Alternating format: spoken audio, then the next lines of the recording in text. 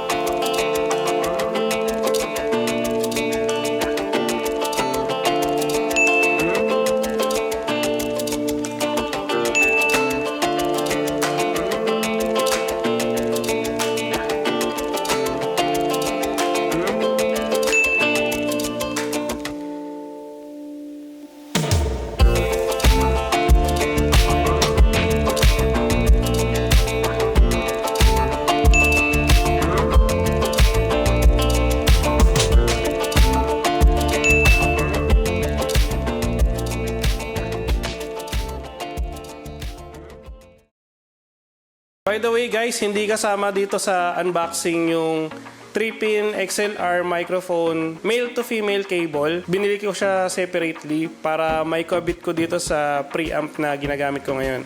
Itong microphone na to is unidirectional, meaning kumukuha lang siya ng sound in front ng mic. Ina-isolate nito yung sounds from the side and from the back of the mic. Yung haba nitong microphone na to is mga 19mm. Hypercardioid pickup pattern. Construction nitong microphone na to is solid die-cast metal. At the back of the microphone, meron siyang XLR standard connector. Kailangan mo ng AA battery dito para mapagana mo yung microphone. Meron siyang integrated switch. Yung first is yung off switch. Next is yung normal mode. And the other one is yung tele mode. Hello ulit mga tol. So ngayon we're going to test out this microphone na binili ko. Pero bago natin to i-test, papakita ko lang sa inyo yung aking setup for this microphone. Guys, ayun yung aking setup. Ito yung camera ko. Ayan, as you can see. Tapos ito yung TRRS to TRS cable. Connected siya dito sa may Panasonic Smart Rig 2. Ayan, nakikita nyo yung gain. Wala pa siya sa mid. Medyo nasa kalahati lang siya. Then, na-connect siya dito sa dito sa microphone. Yung microphone, yan, na-clip siya dito sa clamp. Ito yung mahawak sa microphone. Then, meron akong magic arm dito. Then, sa kabilang dulo ng magic arm, meron ulit akong clamp. Ayan, as you can see. Then, yun. Yan na yung aking YouTube home studio setup and this is my light. Ayan, so yeah, ganyan lang siya kasimple. Ito yung sound quality or ito yung audio quality nitong microphone na to. Naka-normal mode siya kasi guys, meron siyang 2 modes. Yung una yung normal mode and ito yun yung naririnig nyo, raw sound. Walang post-processing sa audio niya. Naka-connecta to sa Panasonic Smart Rig 2. Naka-turn on yung 48 volt phantom power nung Panasonic Smart Rig 2. Yung gain knob niya na malapit na sa gitna. And yung isa, yung tele mode. Ngayon guys, test number 1. Magsasalita ako in front of the mic and at the side of the mic. On this test, makikita natin or maririnig natin kung paano mag-isolate ng audio or sound tong microphone na to in front, in the side, and at the back. So, ito, magsasalita ako in front. Ngayon naman, pupunta ako sa side tsaka sa likod. Nandito na po ako sa gilid. Hindi ko alam yung sound kung naririnig niya ba ng maayos or buo ba yung nakukuha niyang sound. Nasa likod ako. Ayan. I'm about 2 feet away ng microphone. So, yan. And babalik na ako dito sa gilid. Then, ito na ako ulit. Para may idea lang kayo kung paano siya mag-isolate ng sound from the side and sound from the back of the mic.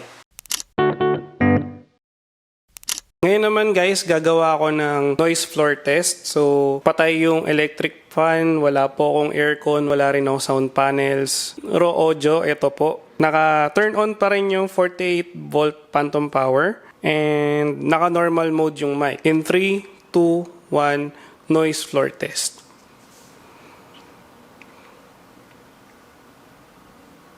Ngayon naman guys, gagawa tayo ng noise floor test. Lahat same settings, pero this time I'm going to turn on yung tele mode. So, eto, I will turn it on na.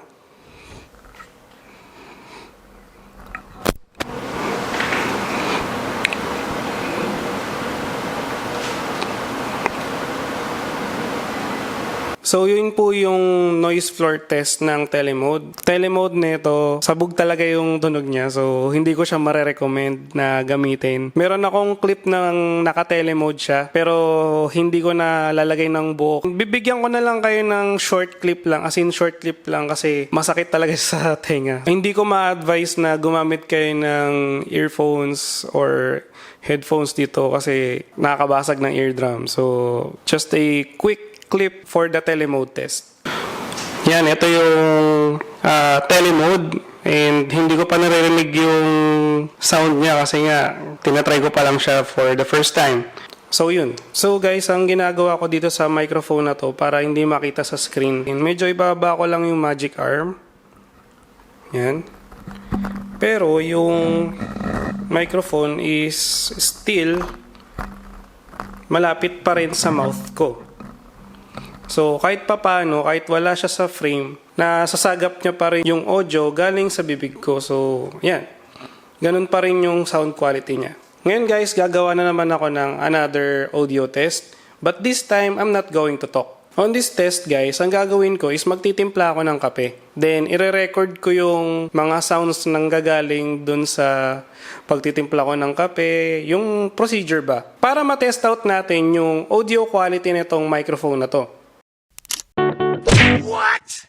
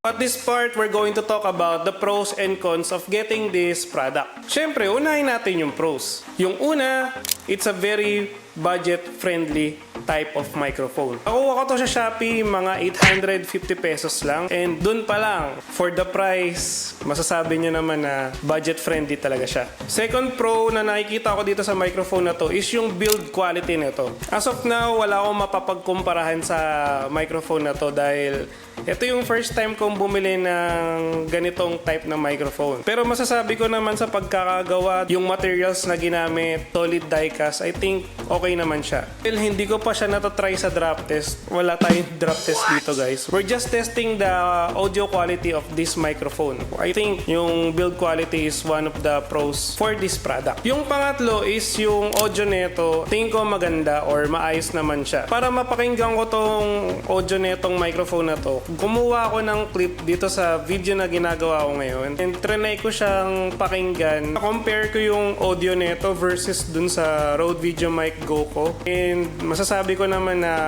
mas nagagandaan ako sa raw audio netong microphone na to. Well, hindi ko pa natetest yung mga microphones na ka-level or kakategory nitong microphone na to. Paano man may mag-sponsor dyan or magpapahiram man lang. Masasabi ko naman na mas trick ko yung audio quality nitong microphone na to compared dun sa Rode Video Mic Go. Given na kasama nitong microphone na to is yung Panasonic Smart Rig 2 na preamp. Yung huling pro na nakikita ko dito is yung simplicity sa paggamit nitong microphone na to. Lalong-lalo na sa mga beginners. It's a simple plug-and-play na microphone na isasaksak mo na lang then you're good to go na. Yun yung mga nakikita kong pros for this microphone. So ngayon naman, let's talk about the cons for this microphone. First, wala siyang light indicator na nagsasabing lobat na ba yung microphone or hindi pa. Hindi mo ngayon malalaman kung lobat na pala yung battery nitong microphone na to kasi nga wala siyang light indicator. Isipin mo na lang gumagawa ka ng YouTube videos or short films and you're going to use this type of microphone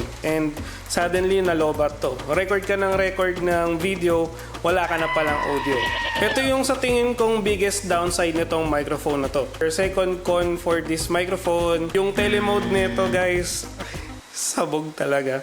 Well, anyway, hindi ko pa siya natatry outside sa open area pero hindi ko talaga trip yung telemode niya. Ang sakit sa tenga. Third con netong microphone na to is wala siyang internal battery. Kailangan mo ng AA battery for this microphone and syempre, bili ka na lang ng bili ng battery pag nalalobat na yung battery. May advice kung kukuha ka ng ganito, bili ka na rin ng rechargeable na AA battery para magamit mo siya ng matagalan ba.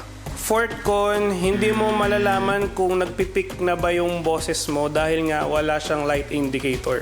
Good thing na itong camera ko is meron siyang teka, papakita ko sa inyo. Meron akong ganyan sa camera ko kasi alam ko kung nagpipick na yung boses ko o hindi. Or sobrang lakas na ba nitong microphone na to. Fifth and final con, wala tong high pass filter, negative dB, and no high frequency boost. Yun yung mga nakikita kong pros and cons in getting this microphone. Overall, guys, on my opinion lang naman. Gustong-gusto ko yung audio quality na lumalabas dito sa microphone na to. Given na yung naka-plug in tong microphone na to sa preamp ko, which is the Panasonic Smart Rig 2. For this microphone, 850 pesos, pasok na pasok siya sa budget ko. Good deal na yun for me. And also, pwede nyo rin naman i-improve yung quality nitong audio na to in post-production naman. So, I think that's one good reason para kuhanin niyo tong microphone na to. So that's it for me today, guys. I hope you enjoyed this video and sana nakatulong tong video na to sa mga taong naghahanap ng budget condenser shotgun microphone. Hit that like button, subscribe naman kayo sa channel ko, guys. Hit that notification bell and share this video if you find it very helpful. And I'll be seeing you guys again on my next video.